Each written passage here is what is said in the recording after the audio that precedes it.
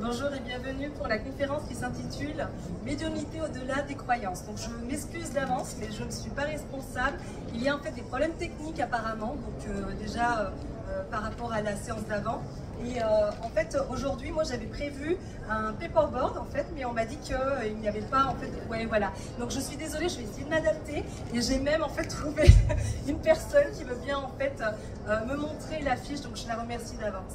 Donc simplement donc, pour la médiumnité, donc déjà merci d'être nombreux.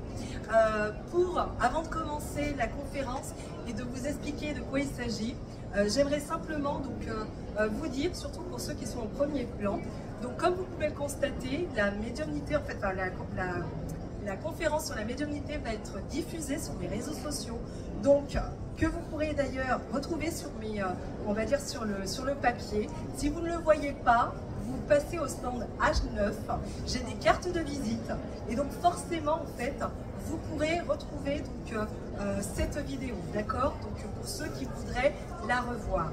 Je voudrais juste en fait savoir si vous entendiez. Rien du tout? Je vais changer de micro.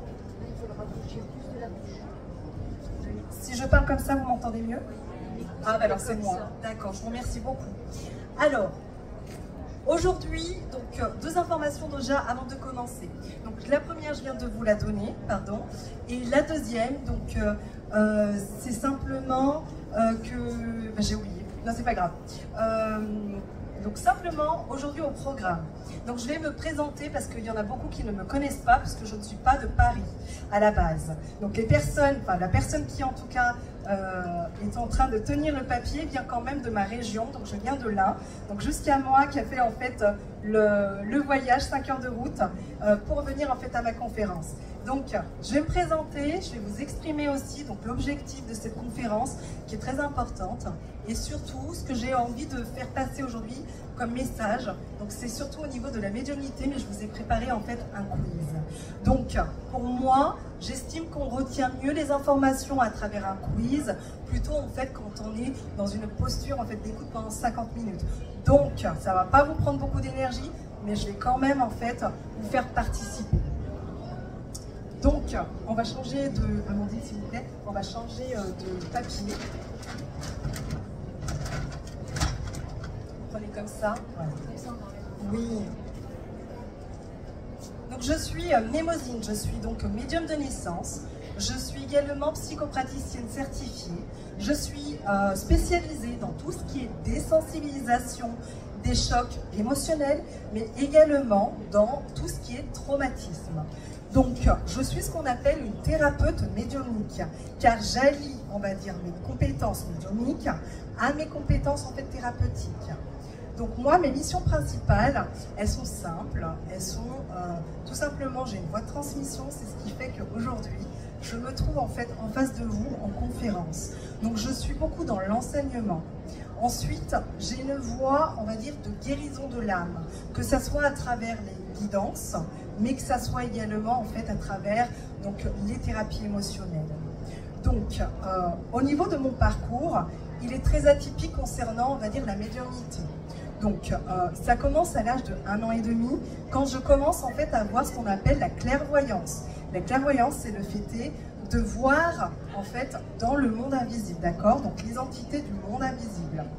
Donc, à partir de ce moment-là, je commence en fait à avoir des rencontres donc du bas astral. Donc, ce sont en fait les plus mauvaises rencontres qu'un médium en fait peut faire. Donc, je vais avoir beaucoup de manifestations, de phénomènes en fait paranormaux. Donc, je vous dis même pas en fait à cette époque-là. Donc, je vous resitue l'époque. On est dans les années 80, on est dans les années 90 et les médiums ne poussent pas comme des champignons. Je n'ai pas de maman, Madame Irma, et je n'ai pas non plus en fait de Tata, on va dire Mademoiselle Lenormand, d'accord? Donc, à ce moment-là, je n'ai pas conscience de qui je suis avec ma propre médiumnité. Donc, je grandis, je pense à l'adolescence être plus ou moins normale. Je mets ma clairvoyance en fait en mode veille, sans le vouloir, mais à côté, je développe ce qu'on va appeler en fait la clairaudience, qui est le fait en fait d'entendre.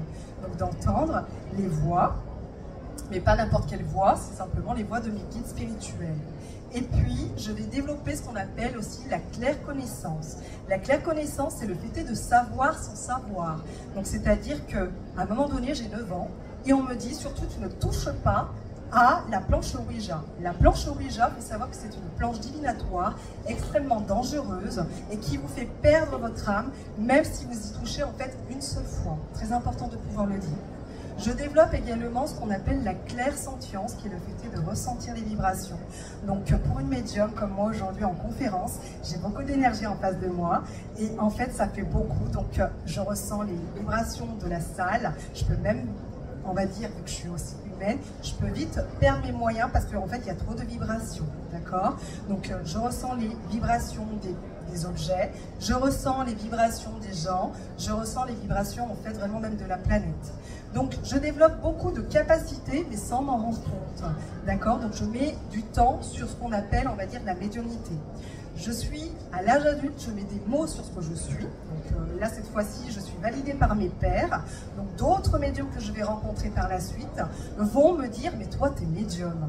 Et en réalité, moi, je suis assez cartésienne. Et donc forcément, je me remets en question parce qu'en fait, je m'identifie clairement en fait, aux autres médiums. Et j'arrive pas en fait à savoir qui je suis. Je me dis, il y a un problème, il y a certainement en fait une erreur quelque part. Mais au fur et à mesure du temps, ma médiumnité en fait me revient en pleine face.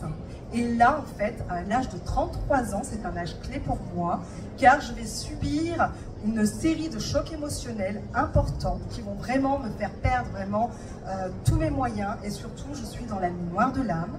Mais c'est surtout à ce moment-là que on va dire, ma vie change complètement et surtout au niveau professionnel. Donc, d'éducatrice spécialisée, je continue ma voie en fait vraiment dans tout ce qui est thérapie. Donc je me forme, etc. Et surtout, je ne suis pas dissociée de ma médiumnité. Donc je fais, on va dire, en l'espace de 2 mois, ma médiumnité en fait prend de l'ampleur. Le bouche à oreille fait, on va dire, son travail. Et aujourd'hui, j'ai 2 personnes quand même qui peuvent le confirmer, que dans ma région, j'ai quand même en fait une autorité. Donc je suis de l'Ain, je travaille beaucoup en Bourgogne-Franche-Comté. Et également, en fait, je viens travailler sur Paris de temps en temps. Le déplacement ne me fait pas peur, je travaille et en France et à l'étranger. Et je tiens aussi à préciser sur ma présentation que je travaille beaucoup avec les énergies christiques et les énergies en fait des plans divins. Et que je travaille beaucoup en visioconférence. Donc le résultat est le même, d'accord? Donc ce qui fait qu'aujourd'hui je me retrouve en fait devant vous à vous présenter en fait cette conférence. Parce que justement au niveau de la médiumnité, vous allez avoir à boire et à manger sur les réseaux sociaux et on ne sait plus en réalité comment aller chercher les informations et séparer le vrai du faux. Et malheureusement, il y a trop de facteurs qui font qu'aujourd'hui la médiumnité, c'est déjà compliqué de s'assumer en fait avec sa médiumnité, d'accord? Donc aujourd'hui, oui, dites-moi. Ah pardon, d'accord.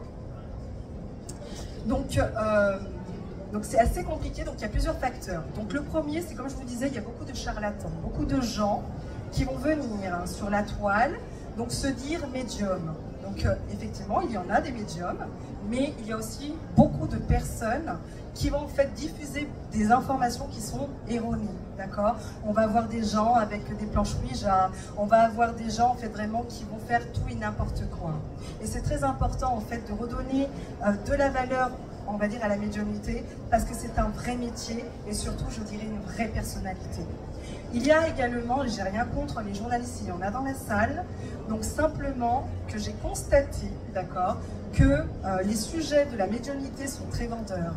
Donc il va y avoir surtout des personnes qui vont en fait se servir du sujet de la médiumnité comme pour en fait vraiment pour vendre, mais en réalité ce sont eux, les journalistes, qui en fait vont en fait nous décrédibiliser, même si on est bon dans notre domaine, malheureusement. Donc il faut faire attention et garder votre discernement concernant en fait la médiumnité sur les réseaux sociaux, mais aussi à travers les médias. C'est pas parce qu'en fait on est journaliste qu'en fait on détient la vérité. Ensuite, ce que je dirais, c'est qu'aujourd'hui, ce que je retrouve aussi essentiellement, et c'est ce qui me dérange et ce qui fait qu'aujourd'hui je suis en face de vous pour vous présenter en fait cette conférence, c'est que malheureusement, il y a aussi, pardon de le dire, mais des donneurs de leçons. C'est-à-dire qu'il y a des gens, quand vous, par exemple, sur la toile, vous demandez des bonnes adresses, de savoir où est-ce qu'on trouve une bonne médium ou un bon médium, vous avez toujours en fait une personne qui va donner son avis alors qu'on ne lui a rien demandé. Et cette personne va en fait tout simplement donc salir la médiumnité. Et quand je dis salir, c'est-à-dire, je vais vous donner un exemple. Dernièrement, j'ai pu lire qu'une personne demandait une adresse. Et donc, une autre est venue en lui disant, mais est-ce qu'il n'y a pas quelqu'un de normal qui va lui conseiller en fait un psychiatre ou un psychologue? Donc, comme si déjà, être psychologue ou être psychiatre, on était démunis en fait de capacités extrasensorielles, d'accord? Donc ça, faut l'enregistrer. Donc moi, ce qui me dérange en fait, c'est que les gens qui croient ou qui ne croient pas, ce que je voudrais leur dire, surtout à travers cette conférence, en fait, il ne s'agit pas de croyance au niveau de la médiumnité. Quand on parle de médiumnité, en réalité, il s'agit de mémoire. Il y a ceux qui se souviennent, il y a ceux qui ne se souviennent pas. Ça se définit en fait par rapport au niveau de conscience. D'accord? Ça, c'est une information qui est capitale et que je voudrais vous laisser avec. Bon, maintenant, on va passer aux choses importantes. Donc, juste pour soulager un petit peu Amandine, je me suis présentée tout à l'heure, mais vous pourrez retrouver cette affiche parce que vous ne la voyez pas pour ceux qui sont au fond. Oui.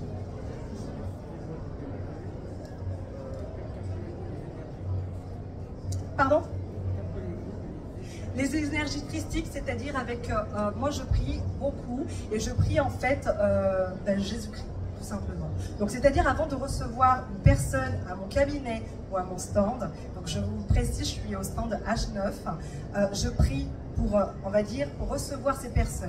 Donc c'est-à-dire que c'est pas moi qui vous choisis, ce sont vos guides spirituels, vos guides défunts qui vous amènent jusqu'à moi. Je ne vais pas vous chercher, je ne vais jamais chercher les gens. Donc en fait, ce sont les énergies christiques et forcément des plans divins qui viennent jusqu'à moi. Et généralement, je ne suis jamais déçue et les personnes ne sont jamais déçues. Donc on va changer de feuille si ça ne vous dérange pas, vous prenez le temps que... Voilà. Donc vu qu'il ne s'agit pas de moi mais de vous aussi, donc là je vais simplement demander à une âme charitable de bien lever le doigt. Donc il n'y a pas de bonne ou de mauvaise réponse, mais j'aurais voulu en fait simplement qu'une personne puisse me répondre à la question qu'est-ce qu'un médium, un voyant, un cartomancien et un merdium, en me donnant des définitions, sachant que je tiens à préciser une chose aussi. Donc aujourd'hui je fais une conférence sur la médiumnité, mais je ne détiens pas de vérité. Je suis consciente de ce que je suis, d'accord? Moi, je suis vraiment dans l'enseignement. Donc, en fait, je vais juste en fait compléter les informations pour que vous puissiez avoir des éléments d'information autres que ce que vous avez déjà, d'accord? Donc, Amandine, si ça vous dérange en fait trop et que ça vous fait fatigue, d'accord. Donc, qui veut bien en fait lever la main et me donner en fait une réponse? Est-ce qu'il y aurait quelqu'un qui ne serait pas timide et qui en... Oui, dites-moi. Alors, je me permets. Est-ce que ça vous dérange de vous rapprocher? Que tout le monde puisse entendre votre voix. Je vous écoute. Oui, bonjour, je suis Valérie. Donc pour moi, un médium, c'est quelqu'un en fait qui communique avec les défunts. Un cartomancien, c'est quelqu'un qui lit les cartes, différentes cartes. Ça peut être le tarot, mais ça peut être des oracles. Le voyant, bon, c'est similaire au cartomancien, mais je dirais que le cartomancien a un support, alors que le voyant, pas forcément, oui ou non. Qui voit aussi le passé, le futur, le présent. D'accord, oui. Alors après, merdium, j'avais entendu parler de ça. Hein. Bah, ça tombe bien, je suis là. Je vous remercie en tout cas. Alors, je vais reprendre la suite. Alors, quelque chose de très important, vous avez dit en fait qu'un médium, c'est quelqu'un qui travaille et qui en tout cas collabore avec les énergies en fait des défunts. Je voudrais juste en fait apporter une information complémentaire. On pense que le médium c'est quelqu'un qui va en fait discuter ou faire que de la conversation en fait médiumnique avec le défunt. Mais en réalité, de l'autre côté, on va dire du voile, il y a beaucoup en fait, beaucoup de monde. Il y a les défunts qui ont une vibration en fait qui basse. Il y a le bas astral. Le bas astral, je le rappelle, ce sont vraiment les entités en fait vraiment très très mauvaises. Donc ce sont les âmes qui ne sont pas ramassées. Donc ça, au niveau de leur vibration, on est très bas. Ensuite, nous avons les défunts. Nous avons les guides de l'autre côté. Nous avons également donc les archanges pour ceux qui y croient. Mais moi, je crois en tout. Donc je crois en toute vie. Et en fait, de l'autre côté, pour moi, on me montre qu'il y a aussi des êtres de lumière. Et donc forcément la source. Mais chacun est libre par contre, par rapport à son niveau de conscience, de croire en fait en ce qu'il veut. Oui, dites-moi. Oui. Oui, tout à fait, c'est ça. Mais c'est exactement ça. Il n'y a pas de mauvaise réponse. Hein. C'est juste moi qui en fait apporte en fait une information qui est aussi capitale parce que en fait on s'attend à quand on va voir un médium qui fasse en fait obligatoirement du contact médiumnique. Donc le médium qui va faire en fait du contact médiumnique s'appelle le médium spirit. Moi par exemple, je ne fais pas de conversation directe en fait avec vos défunts. Je vais les ressentir, je vais pouvoir les décrire, je vais pouvoir en fait donner en fait des informations que seuls vous en fait connaissez. Mais je ne vais pas faire de conversation en fait médiumnique, sauf si vraiment en fait comme ce matin j'en ai eu fait, j'ai transmis des messages, mais ce n'est pas pour savoir comment va votre défunt de l'autre côté. On sera plus sur vous, sur votre personne. Donc je vais en fait vous donner des informations que en fait il n'y a que vous qui pouvez savoir. Donc ça c'est important. Ensuite, ce que je voudrais aussi vous communiquer sur la médiumnité, c'est qu'il y a autant de médiumnité que de médiums. Et puis j'ai envie de vous dire qu'il y a aussi donc des médiums purs. Donc ce sont des médiums qui n'utilisent pas de support.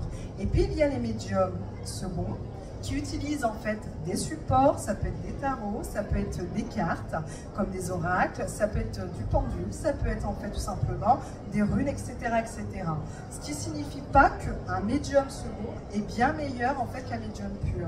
C'est que chacun a sa spécialisation, d'accord? Donc il y a également dans les médiums, il y a les médiums de tête, donc on appelle médiums spirituels, c'est-à-dire ce sont des médiums. Moi, je m'estime médium spirituel. Il y a les médiums, donc spirites, qui conversent en fait avec les défunts. Donc, si vous voulez avoir des nouvelles de vos défunts, il faut passer par un médium spirit. Et puis, il y a les médiums de ventre. Donc, ceux-là, ce sont en fait, on va dire, des personnes qui vont répondre un petit peu en mode Ouija. Ce sont ceux qui vont vous dire oui ou non. Ce sont ceux, on va dire, qui ne vont pas vous expliquer clairement le pourquoi du comment. Tandis qu'un médium spirituel va pouvoir mieux vous aiguiller, c'est-à-dire que si vous arrivez, pourquoi vous avez des blocages et comment faire pour les débloquer et surtout vous faire devenir acteur de votre vie. D'accord? Donc ça c'est concernant le médium. Ensuite, le voyant, on est plus dans les faits, dans les actions, comme vous l'avez dit, c'est très bien. Donc en fait, on va pouvoir prédire l'avenir, mais également parler du passé ou tout simplement en fait du présent. Un cartomancien, donc généralement celui qui utilise en fait des supports de cartes, on l'appelle cartomancien. Sauf que généralement, si vous dites à un médium voyant qu'il est en fait cartomancien, il risque, en tout cas, ça risque de ne pas lui plaire. Donc dans ce cas-là, on va dire que le cartomancien, c'est celui qui a la passion des cartes. Et c'est super intéressant quand on travaille avec le tarot, on travaille avec les oracles, surtout en développement personnel. Donc on n'ira pas chercher en fait un cartomancien pour les mêmes raisons qu'on va aller chercher en fait un médium ou un voyant. De toutes les manières, vous êtes toujours attiré par les vibrations qui vous attirent, sur lesquelles vous résonnez. Donc même quand vous vous trompez, vous dites tiens, je suis en fait face à un charlatan, en réalité il y a des questions à se poser, c'est pourquoi est-ce que mon énergie est allée en fait vers ce charlatan. Donc du coup, le médium, si vous avez entendu, c'est la première fois que vous entendez en fait le mot, c'est tout simplement, j'ai glissé un petit piège, je vous explique. Pour moi, malheureusement, les médias, et même dans la mémoire collective, le charlatanisme est dans la tête de beaucoup de gens quand il s'agit de médiumnité. Donc, je voudrais rappeler quand même que le charlatanisme, c'est dans tous les métiers du monde. Donc ça ne va pas forcément plaire, mais il y en a chez les dentistes, il y en a chez les avocats, il il y en a chez les secrétaires, dans tous les métiers du monde. Ce n'est pas en fait dédié à la médiumnité. Donc je dis médium parce que c'est vraiment en fait associé à ce domaine de la médiumnité. Donc vous allez retrouver des médiums dans les charlatans, mais au lieu de dire charlatan, on va dire médium. On va également avoir des médiums dans les... Des fois vous avez des très bons médiums, mais qui vont être bons qu'un jour, ou alors bon, une fois sur deux, vous ne savez pas trop. Et puis il y a ceux qui arrivent avec leur ego. Donc ceux-là, je les place aussi dans les médiums, parce qu'ils ne sont pas forcément en fait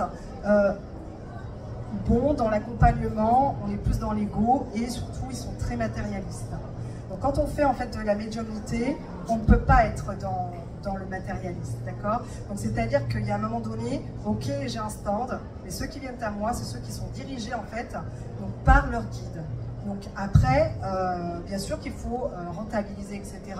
Mais si vous regardez, en fait, faut prendre conscience que dans votre... Enfin, quand vous êtes médium, vous travaillez avec de l'humain. On ne peut pas négliger tout ça, c'est pas possible.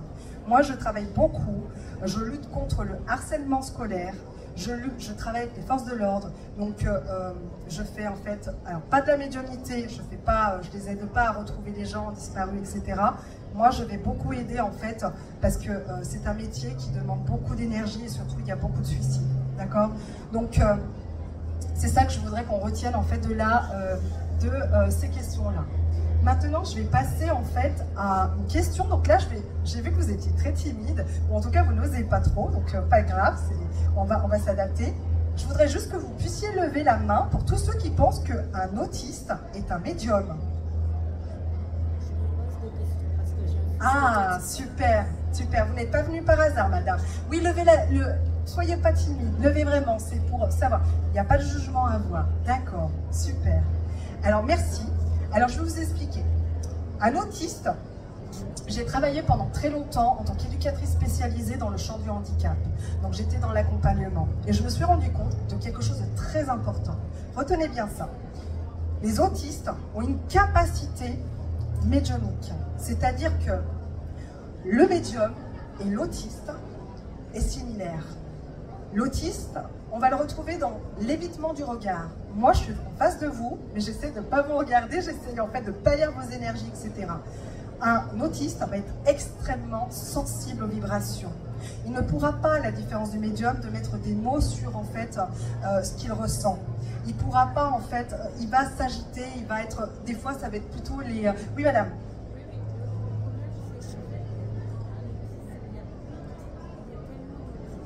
Oui, il y a des formes d'autisme, tout à fait, tout à fait, tout à fait. Mais c'est pour vous dire qu'en fait, il y a des similitudes entre la médiumnité et l'autisme. C'est-à-dire que les autistes ont une capacité, je ne dis pas qu'ils sont médiums, je dis que c'est en fait, ils ont une capacité par rapport à d'autres de ressentir les vibrations. Quand ils s'énervent en fait par rapport à une personne qu'ils ne connaissent pas, ce n'est pas parce qu'en fait il vous a jugé, il ne peut pas vous juger, il ne vous connaît pas. C'est tout simplement que vos vibrations ne correspondent pas en fait aux siennes. Donc en fait, il a cette sensibilité qui lui dit ne t'approche pas de cette personne est trop nerveuse pour toi. Donc prends du recul, c'est la voix qu'il entend, même s'il n'a pas conscience de ça. Donc le médium, tous les médiums, les vrais médiums, j'insiste là-dessus, ont une forme d'autisme. Donc c'est-à-dire que nous en fait, la foule, on l'évite généralement. Pour moi, c'est un gros effort de travailler pendant une semaine sur le salon parce qu'il y a beaucoup d'énergie. Il y a des énergies lourdes, il y a de belles énergies, mais il faut composer avec et c'est très compliqué. On ne va pas supporter la foule. On va, par exemple, moi les courses, ça dure 10 minutes, hein, je ne peux pas faire plus parce que je vais être malade, ça va me rendre malade. Donc mes énergies vont être attaquées. Je vais être dans l'évitement du regard.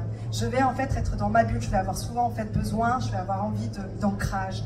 Et d'ailleurs les médiums dans le signe en fait du médium, c'est pour savoir si réellement on est médium. On a besoin de la nature, on a besoin en fait de musique, on a besoin en fait de se recentrer. Et on n'a surtout pas besoin de gens toxiques autour de nous. Et malheureusement, on a des gens toxiques autour de nous. Et c'est ça qu'il faut prendre en compte, c'est que c'est très difficile de s'en défaire. Oui, madame. Oui.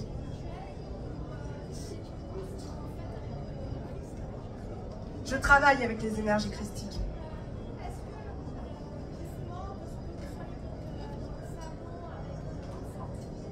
Oui. Oui, obligé, obligé. Alors je vous explique, moi, depuis ce matin, c'est mon premier jour, c'est mon premier salon. Je remercie toutes les personnes, j'ai des vrais cadeaux aujourd'hui, je vous assure. Déjà, je suis très étonnée que les gens qui vivent dans l'Ain puissent me suivre en fait, voilà, jusqu'ici. Et je la filme, la conférence, parce que je sais que ça va aller en fait, ça va appeler en fait les âmes qui ont besoin d'aller regarder. Moi, en fait, dans mon énergie, c'est pas moi qui vais chercher les gens, c'est les gens qui viennent à moi. Et généralement, ils sortent sur les mêmes énergies que moi. Donc je vais pas attirer la même, j'aime pas dire ce mot clientèle, je préfère dire consultant et consultante, que en fait un médium.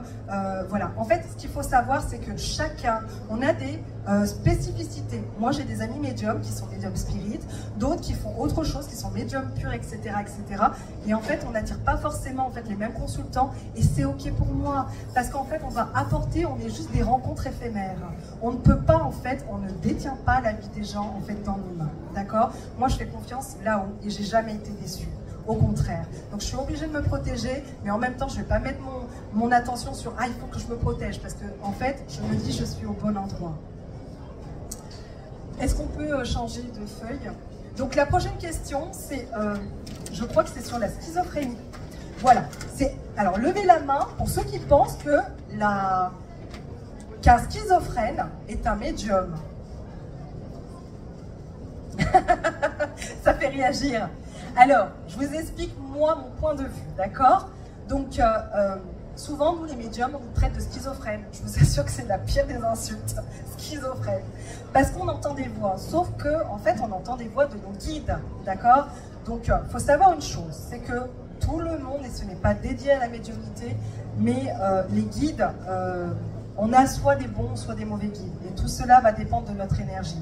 Notre énergie dépend de notre mentalité, va dépendre des fréquentations, va dépendre en fait si on est malade, va dépendre en fait aussi des lieux qu'on fréquente et des gens qu'on fréquente, etc. etc. D'accord?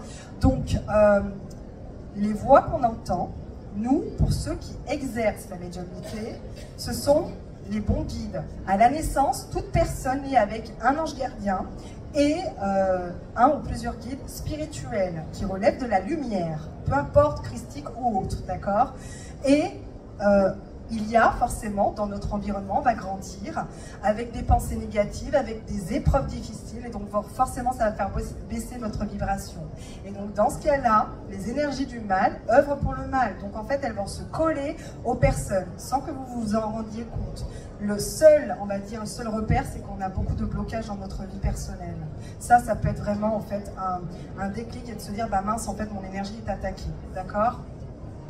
Le schizophrène, il faut savoir que moi j'ai beaucoup, vu que je viens en fait du social et du paramédical, j'ai beaucoup de consultantes qui viennent me voir et qui travaillent en fait en CPA, donc en fait en centre psychiatrique, et qui m'ont dit, mais Mnemosyne, je suis hyper étonnée parce qu'en fait cette personne-là est schizophrène, mais elle m'a fait des prédictions. Donc ce n'est pas impossible parce qu'en fait le schizophrène est guidé malheureusement à la base par des mauvais guides. Donc vu que généralement la schizophrénie, il faut le savoir, on a tous le gène, comme le cancer, on a tous le gène de schizophrénie, mais on a tous le gène en fait de cancer, ça se développe ou ça se développe pas selon les facteurs. Ensuite, c'est une maladie mentale. Donc, généralement, au départ, on peut avoir des schizophrènes qui ont été très mal accompagnés, qui ont en fait, on va dire, donc un environnement qui ne les ont pas crus.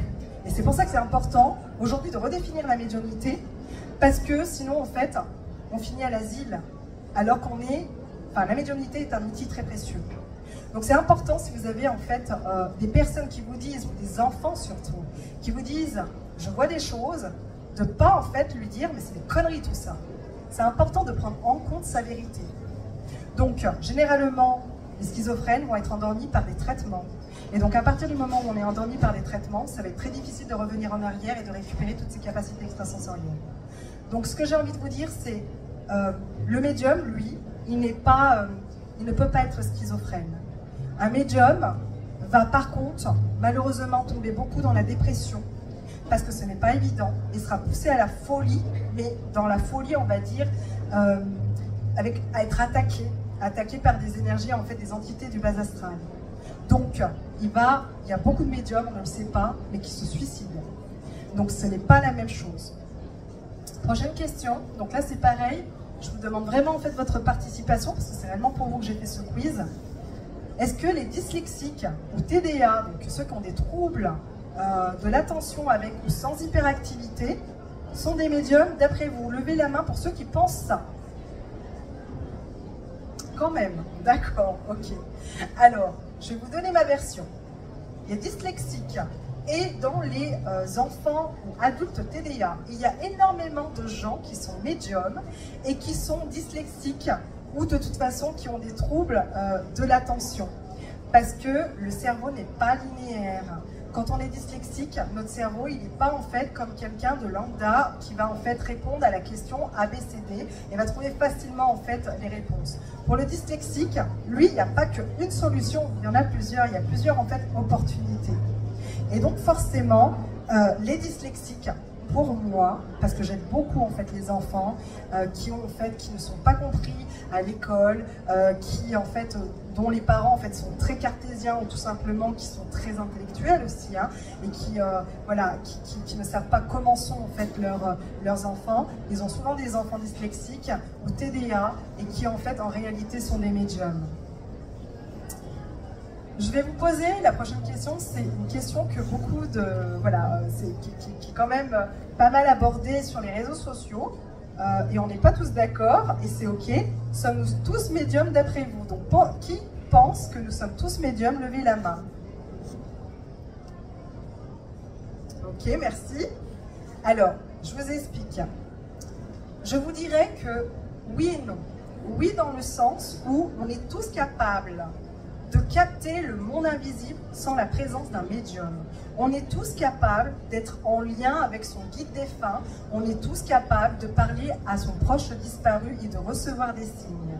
On est tous capables, le soir, puisque notre âme voyage, elle va des fois à la bibliothèque, elle revient, vous êtes fatigué, vous êtes lessivé, vous ne savez pas pourquoi, et vous avez en fait des idées de génie. Ben ça, c'est parce que votre âme a voyagé, etc., qu'elle est partie en fait dans l'astral, vous êtes revenu avec des informations. Donc dans ce cas-là, oui, on va dire qu'on est capable d'être réceptif au monde invisible. Mais pour de la vraie médiumnité,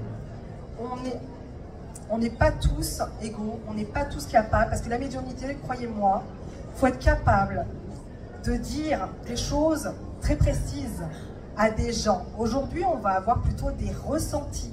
Moi, j'ai des gens qui viennent me voir qui me disent « Putain, mais je ressens quelque chose, mais j'arrive pas à mettre le doigt dessus, que ça soit en magnétisme ou que ça soit en fait en voyance. » C'est tout simplement qu'il s'agit ici d'intelligence multiple, ce n'est pas la même chose. C'est-à-dire que selon Howard Gardner, qui est un Américain en fait et surtout psychologue et professeur de neurosciences, il s'agit des intelligences. Donc lui, il en a défini en fait 8, dont l'intelligence linguistique, l'intelligence en fait émotionnelle, intuitive, etc., etc. Et que souvent, l'énergie de la planète, elle bouge. Ce qui fait que vous êtes ici, il n'y a pas de hasard, c'est parce que vos énergies sont en train de bouger. Et donc forcément, il faut se réaligner avec cette planète. Donc en fait, vos intelligences multiples, c'est-à-dire ce niveau de conscience que vous avez par rapport à des gens qui sont athées, agnostiques, ou ce qu'on veut, forcément, vos énergies sont différentes. Mais vous n'aurez peut-être pas forcément la capacité de... Généralement, un médium ne peut pas, peut ressentir, voir les guides spirituels, parler pour les autres personnes, mais ne pourra pas pour lui. Tandis que souvent, on a des personnes qui vont dire « Moi, je ressens pour moi ci et ça. » Voilà. Sauf que c'est une différence, d'accord? Donc, je ne sais pas si je suis bien claire, mais pour moi, oui et non. Oui, on est capable de percevoir ce monde invisible et de recevoir des signes du monde invisible. Mais on n'est pas tous capables de faire une lecture d'âme et de parler de la vie des gens, d'aller entrer dans les énergies. Quand vous rencontrez quelqu'un, vous allez dire « je sens pas ». Ça, c'est votre intuition. Ça, c'est vos guides aussi qui vous donnent des réponses à travers votre corps. Mais la médiumnité, c'est être capable de dire « vous êtes comme ça, vous fonctionnez comme ça, vous avez tel ou tel blocage ». Et vous allez en fait tout simplement soit y arriver, soit pas y arriver avec des choses très précises. En fait, il faut que ça soit précis, que en fait seule la personne puisse se dire « Waouh, en fait là on parle de moi alors que j'ai donné aucune information ». C'est ça la médiumnité. Alors, quelles sont les limites d'un médium? Et j'ai mis entre parenthèses le meilleur. Est-ce qu'il y a bien quelqu'un qui veut bien y répondre? Ou est-ce que vous souhaitez que c'est moi qui commence? Comme vous voulez. C'est les limites d'un médium. C'est quoi les limites d'un médium? Comment? Ah bah déjà, ça, je suis d'accord avec vous. Personne n'est Dieu. Moi, j'estime que je ne suis pas une déesse, je ne suis pas un dieu. Je suis un outil. Mes guides à moi me disent que je suis un instrument. J'aime pas trop ce terme, mais je suis un outil, d'accord? De communication, avant tout. Donc, quoi d'autre? Oui.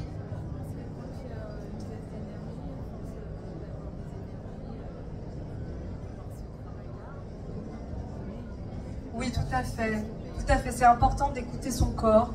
Et en fait, dans les lieux comme là aujourd'hui, il y a des gens qui ont des énergies lourdes, d'accord, qui sont malades, qui sont fatigués. Tout ça, c'est pas de leur faute. C'est juste que les énergies sont basses. Donc forcément, quand on est en fait un médium, si par exemple il y en a qui arrivent à faire 15 consultations en fait dans la journée, moi je suis désolée, je vous le dis entièrement, 6 ça me suffit. Hein. Après je suis lessivée. Là, ce matin, ce midi, je sais plus à qui je le disais, j'ai eu des consultations qui se sont bien enchaînées. J'ai pas pu, je me suis sentie en fait vraiment affaiblie. Il fallait que j'aille voir et me recharger en fait avec les énergies du soleil. Donc c'est important de savoir comment on fonctionne, tout à fait.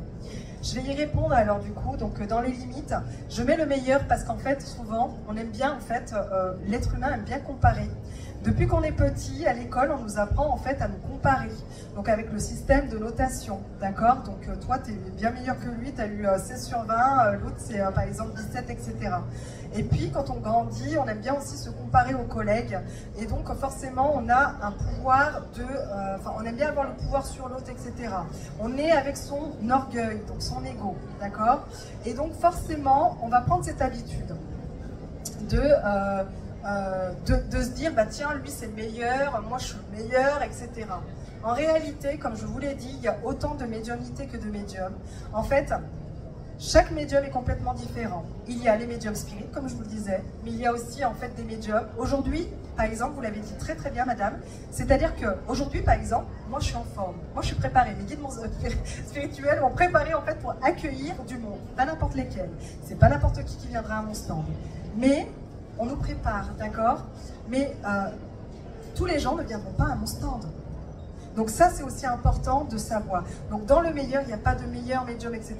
Il y en a, je l'avoue, qui sont très bluffants. Moi, on me dit souvent, waouh, vous êtes vachement, vous pouvez vérifier, je ne dis pas ça, je le dis vraiment avec humilité, vous pouvez vérifier sur les avis Google, tous les avis que j'ai, mais les gens, c'est pareil. Je suis médium voyante, donc c'est-à-dire qu'en fait, j'ai beaucoup de détails. Quand j'ai, quand j'ai pas, j'ai pas.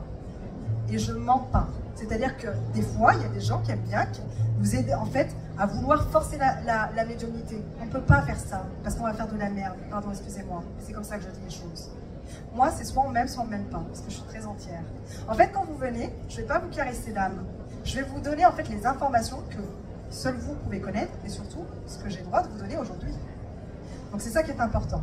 Dans les limites, je voudrais juste insister, si vous passez à mon stand, j'ai mis une grande affiche. Pas de médiumnité aux femmes enceintes et pas de médiumnité aux mineurs. J'explique pourquoi. Les âmes qui sont en fait jeunes et les femmes enceintes, vous avez une énergie très vulnérable. Donc quand en fait, vous passez dans un salon du bien-être et de la voyance, même si c'est très attirant, on a envie de tout acheter, le problème c'est que les énergies, comme je vous l'ai dit, il y a beaucoup de portes qui s'ouvrent. On est avec de la médiumnité. Quand vous entrez dans le monde de l'ésotérisme et surtout de la médiumnité, il y a des portes qui s'ouvrent. Vous ne savez pas lesquelles vous ouvrez, mais vous ouvrez des portes. Donc si vous faites en fait, vous êtes enceinte, vous venez me voir, je ne le sais pas, vous ne pouvez pas me dire, vous êtes médium, vous devez le savoir. Non, parce qu'il y a des fois, il y a des informations qu'on ne vous les donne pas. Par contre, moi je ne veux pas de femme enceinte parce que l'énergie du bébé et l'énergie de la femme va se retrouver avec des blocages. Donc c'est-à-dire que les énergies du mal, comme je vous l'ai dit, le mal œuvre pour le mal et le bien pour le bien. Donc en fait, ces énergies-là que vous ne voyez pas, que nous on pressent et qui sont vraiment lourdes, vont s'accrocher à la vie de l'enfant ou à la femme enceinte. Et vous allez rencontrer des blocages, des disputes, des problèmes financiers, ça va se retrouver dans la matière. Au niveau de nos limites, une information capitale aussi, s'il vous plaît. C'est-à-dire que les décès, moi, j'annonce jamais les décès. C'est quelque chose qui est vraiment déstabilisant. J'estime que, oui, des fois, on les reçoit, mais si, par exemple, aujourd'hui, je vous dis, bah, bientôt, vous allez perdre un proche, vous allez commencer à vous poser des questions sur tous les proches que vous aimez. Donc déjà, ça va vous influencer. Ensuite, vous allez oublier tout le reste, tout ce que je vous ai dit avant. Et donc forcément, après, vous allez en fait, vous allez focaliser, vous allez en fait vous nourrir de la peur. Et la peur, c'est la pire des émotions. C'est celle qui vous fait baisser dans les basses vibrations. Donc ça, c'est important de pouvoir le savoir. Donc on n'annonce pas de décès. S'il y en a, si ça se fait, c'est qu'il y a une autorisation, mais on n'est pas en capacité, puisque, Madame l'a dit, on n'est pas des dieux. On ne détient pas la vie des gens entre les mains. On peut se tromper aussi, on est des humains. Quand on est au boulot, quand on travaille, on fait des erreurs. Sauf que nous, les médiums, on n'a pas le droit de faire des erreurs. C'est comme si, en fait, c'est péché. Et surtout, si tu fais une erreur, tu te trompes, et ben en fait, tu es un charlatan. Ben non, c'est que des fois, on n'est pas au plus haut de nos capacités. Et des fois, en fait, vous venez nous voir et on ne vous donne pas forcément les bonnes informations parce que ce sont vos guides qui sont taquins et c'est comme ça. Et là, vous allez me dire, ouais, c'est trop facile de dire ça. Ben non, c'est aussi une analyse que je vous transmets aujourd'hui. À vous de faire ce que vous voulez avec. Il me reste très peu de temps et ça tombe bien, il me reste 2 questions. Donc, je vais aller très vite. Levez la main pour ceux qui pensent que la médiumnité est la même de partout dans le monde. Personne. Je suis étonnée. Vous pensez que la médiumnité, en fait, un médium en France, c'est pas la même chose qu'un médium qui vit aux États-Unis? Si, quand même. D'accord. Alors, je vous explique. J'ai quand même fait le choix, à travers mon métier de médium, de voyager. Je travaille aussi, donc vous pouvez découvrir, je fais beaucoup de choses, je suis assez polyvalente. Je travaille sur des artistes caribéens, donc des chanteurs. Et donc j'ai beaucoup voyagé. L'année dernière, j'étais en fait aux États-Unis et j'ai pu me rendre compte de beaucoup de choses. En fait, au Canada, on va avoir des gens qui canalisent des informations. On ne va pas les appeler des médiums, on va les appeler des channeleurs. Donc c'est du channeling. Je ne sais pas si vous avez déjà entendu ce terme-là, mais je vous le dis. Donc c'est la même chose. Un channeleur, c'est un médium. Aux États-Unis, on va avoir des chamans. Ça, vous ne pouvez pas me dire que vous ne connaissez pas le chaman. Il y en a en plus parmi nous. Donc les chamans, ce sont des guérisseurs de l'âme, comme des médiums en fait spirituels, d'accord? Donc, ils guérissent, mais ce sont des grands médiums. Dans la religion tamoule, comme vous pouvez le constater, je porte un bindis, je suis donc réunionnaise, mais je suis, on va dire, donc d'origine indienne. Et donc, forcément, dans la religion tamoule, je suis pas dans, enfin, en tout cas, je suis pas dans la religion tamoule, mais je m'intéresse à toutes les cultures et à toutes les religions. Et faut savoir que on appelle les prêtres malbars, donc en fait, c'est le terme pour dire médium, mais en réalité, nous, en Occident, on va dire juste médium. Donc je voudrais que vous reteniez qu'en fait, la médiumnité, elle est partout pareille. On va retrouver en fait des gens avec des capacités extrasensorielles, donc d'autres vont être en communication par de la médiumnité pure, d'autres second, etc., etc. Et la dernière question, c'est qu'est-ce que la vie de médium et à quel prix? Est-ce qu'il y a bien en fait une âme charitable qui veut bien répondre à cette question? Est-ce que vous pensez avoir un avis déjà sur la vie de médium? Si je vous la pose, ce n'est pas pour rien. Oui, madame, je vous écoute. Oui. Ah, alors je vais y répondre. C'est une belle question. Alors, ça, c'est une réponse erronée. Je vous explique pourquoi. Les médiums, déjà, qui a dit ça? Oui. Oui, mais ce sont, alors c'est ce que j'appelle en fait des croyances erronées, en fait qui sont transmises de génération en génération, et surtout en fait c'est une mauvaise information, parce que je vous explique quelque chose. Il y a des médiums qui vont en fait ne pas, j'arrive hein mesdames,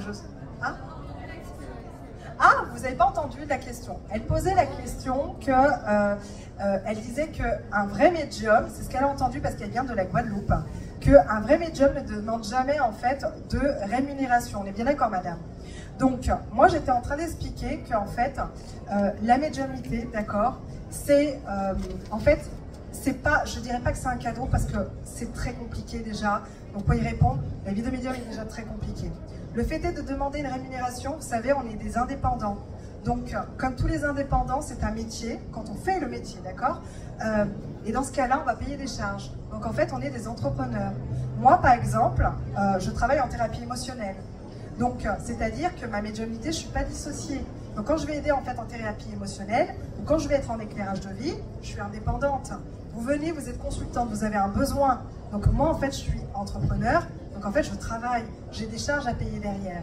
Ensuite, ce que je voudrais que vous reteniez, c'est que souvent les médiums, regardez bien, observez autour de vous, parce que moi, je suis comme vous, j'adore en fait observer autour de moi. Les médiums qui ne demandent pas de rémunération, ce sont en fait des personnes qui ont un salaire parce qu'ils sont en retraite. Soit ils écrivent des livres, mais il y a d'autres rémunérations. Et généralement, leur guide à eux et leur contrat d'âme, c'est-à-dire que leur âme a accepté de faire de la gratuité. Mais ça, c'est un choix d'âme. Les médiums qui sont comme moi, qui vont travailler dans la profession, c'est parce que derrière, il y a de la relation d'aide. C'est parce que derrière, en fait, il y a des charges. Donc, en fait, le bon médium ne se définit pas, en fait, à la rémunération. Je voudrais juste insister sur quelque chose de très important. Les consultations, d'accord, comme par exemple, on voit de tout comme prix. Ça peut être de 50 €, des fois je vois des prix vraiment alarmants qui sont gratuites et questions 10 €. Moi j'ai un peu de mal avec ça, parce que de la médiumnité, déjà ça nous épuise énormément. Moi je réponds pas en mode Ouija, c'est pas oui, non, et puis avec oui, je ressens ci, je ressens cela. Donc c'est très précis. Donc en fait c'est une aide, d'accord? Donc dans ce cas-là, il faut faire attention aux tarifs. Quand le prix dépasse à plus de 150 €, je vous demande juste de faire très attention. Alors, après, ça va dépendre de la médiumnité, la qualité de la voyance, la qualité en fait du médium, la renommée, de pas mal de choses. Mais il faut que les prix soient accessibles. Parce que c'est un instrument, enfin nous on est des instruments, donc on canalise et on doit aider énormément de personnes. Moi j'estime que j'ai pas été dans ce parcours d'accompagnant pour rien. C'est-à-dire qu'il y a tout un cheminement. J'ai été éducatrice, j'ai dû faire mon métier, en fait j'ai dû faire le deuil de mon métier d'éducatrice, mais en fait je l'ai modifié. Donc en fait mes guides m'ont amené à aider les gens différemment. C'est ça qu'il faut voir. Et ce que je voulais vous poser aussi comme question, on dit toujours que, un médium, quand on va voir un médium, normalement, moi quand je vais voir quelqu'un, je n'ai pas à dire ce que je viens chercher. Tout à fait. Oui. Alors ça, je vais y répondre. Alors, un vrai médium, réellement, vous avez en fait, soit il utilise des supports, soit il est en médiumnité pure. Tout à l'heure, par exemple, j'ai discuté avec des gens. J'aime pas faire de la médiumnité pure quand je les croise parce que ça me fatigue beaucoup plus, d'accord? Donc, je vais utiliser les supports. Déjà, ça vous rassure. Et puis surtout, en fait, moi, je vous le dis, les médiums qui utilisent des supports, c'est ceux qui ont manqué de confiance dans leur pratique. Moi, j'ai pas de honte à le dire. J'ai eu déjà un problème avec la confiance en moi personnel pendant très très longtemps et surtout dans ma pratique, d'accord? Je me suis remise en question 150 fois. Donc ça, c'est important, d'accord? C'était quoi déjà votre question, pardon? Donc, Normalement, quand on va voir un médium... Ah oui, donc un médium, normalement, est censé de lire votre énergie. C'est-à-dire que c'est nous qui commençons en fait à parler et vous, en fait, après, vous pouvez valider ou pas. Parce que le fait est de valider, ça nous dit, ouais, ok, là je suis bon, etc. Parce que quand vous avez une énergie qui est fermée, nous, il faut puiser en fait dans notre énergie. Donc c'est très très compliqué.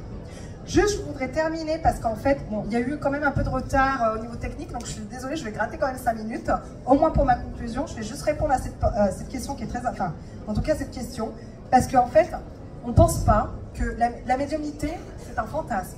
Je ne sais pas si vous avez remarqué, mais on est en 2025 et les gens rêvent d'être médium. Waouh! Moi, souvent, on me dit, j'aimerais trop être comme vous, vous devez être... waouh! Ça doit être facile pour vous, en fait, de communiquer avec vos défunts, ça doit être super de communiquer avec vos guides, vous devez tout savoir, etc. Déjà, première information, le médium n'est pas médium H24. On n'est jamais dissocié de nos capacités, c'est-à-dire que là déjà, on ressent toutes les énergies, d'accord? Je n'ai pas l'autorisation, parce que vous ne m'autorisez pas et que de toute façon c'est pas comme ça que ça se passe, je n'ai pas à lire en fait sur vous, en fait, si vous avez telle ou telle chose, etc. Parce qu'il y a du monde. Mais je lis, en fait, je vous scanne, je suis désolée de vous le dire, mais je vous scanne et je scanne en fait les énergies qui m'entourent. Mais c'est une protection pour moi. Ensuite, ce que je voudrais dire, c'est que moi j'ai perdu ma maman, Ange, il y a 4 mois. Donc non, en fait, j'ai même de la frustration de ne pas pouvoir, parce que ce n'est pas encore manifesté, on va dire en clairvoyance, devant mes yeux. Mais par contre, elle m'a envoyé beaucoup de signes. Ensuite, les informations, on va les savoir, ça va être très fluide pour les autres. Mais alors pour nous, qu'est-ce que c'est chiant? Parce qu'en fait, on ne sait pas vraiment. On va se dire, moi je suis maman, je m'inquiète, je suis maman aussi, donc très anxieuse pour mes enfants. Et quand je suis maman, je ne suis pas médium. Donc je me retrouve en fait tout simplement en tant que maman avec mes phobies, avec mes peurs, etc. Donc en fait, mon canal à moi, à ce moment-là, il est bloqué. Aujourd'hui, pour savoir si ça, en fait, je dois y aller en fait au salon Zen, là oui, on m'a dit, vas-y. Je ne sais pas ce que je vais y retrouver en fait, mais je sais qu'il faut que j'y aille. Donc là, je vais m'écouter. Donc la vie de médium, je voudrais vous dire quelque chose, c'est qu'on est souvent attaqué par le bas astral. Qu'on y croit, qu'on n'y croit pas, je vous assure que de l'autre côté, le monde est très difficile.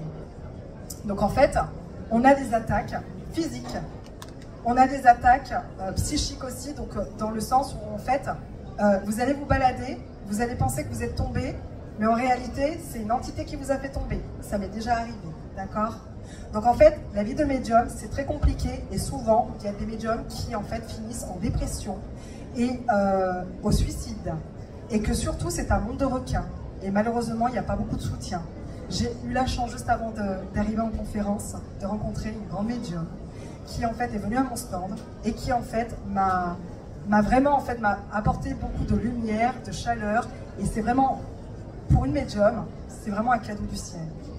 Donc, c'est important de redéfinir la médiumnité et en plus de ça, de se soutenir.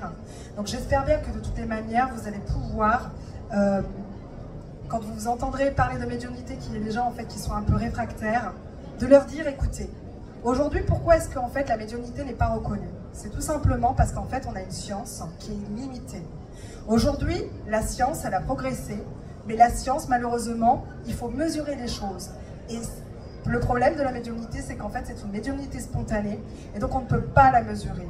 Par contre, je vous invite vraiment, pour conclure, d'aller en fait chercher les informations et de vous rapprocher de la physique quantique, qui ne nous prouve pas aujourd'hui que la médiumnité existe, mais on y est presque. Et c'est surtout qu'en fait, au niveau en fait, elle nous montre que la réalité est autre, d'accord? Et qu'elle est vraiment bien plus étrange que ce que l'on croit. Et je dirais aussi qu'il faut aussi respecter toutes les personnes qui ont fait des expériences de mort imminente, donc des NDE ou des EMI, parce que ça nous montre qu'en fait l'âme n'est pas le produit du cerveau, mais que en réalité c'est plutôt un récepteur et non pas un producteur. Et moi, en tant que médium, je vais conclure sur cette phrase, c'est que tout simplement, en tant que médium, on ne peut pas se laisser traiter de fou, de folle. Parce que quand on aide, je vous assure, un jour, je suis partie en fait à Lille, j'ai eu 3 personnes qui voulaient mettre fin à leur jour. Et quand en fait, ils sont sortis de mon stand et que je leur ai redonné, je ne sais pas comment, donc de l'énergie, des phrases vraiment précises de ce que j'entendais, qu'ils allaient en fait avoir des projets, etc., on ne peut pas dire en fait que la médiumnité, ça n'aide pas. Et c'est pas de la psychologie. Et ensuite, ce que je dirais, c'est qu'il faut garder donc le discernement. C'est très important. Et n'hésitez pas à aller questionner les médiums sur avec qui ils travaillent. Est-ce que c'est avec des énergies? Quelles énergies? Il y en a qui vont vous dire, bah, je ne sais pas. Et là, ça pose question quand même. Je vous demande vraiment d'ouvrir votre champ de conscience. Et je remercie pour cette conférence vos guides défunts et surtout vos guides spirituels de vous avoir poussé jusqu'à moi, parce que vous êtes vraiment nombreux, à écouter cette conférence. Donc merci à tous.